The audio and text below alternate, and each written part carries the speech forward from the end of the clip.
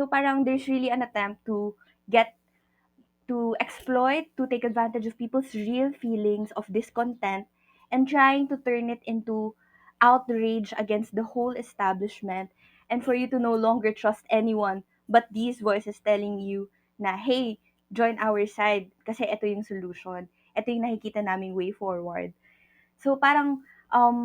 ito talaga yung major theme or yung overarching theme ng any influence operation under the Marcos administration for me na yung real feelings of discontent mo whether on the corruption scandal, on the steep costs of living,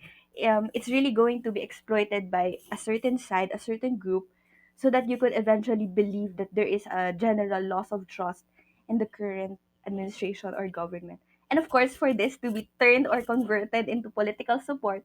for a certain set of candidates or a certain network.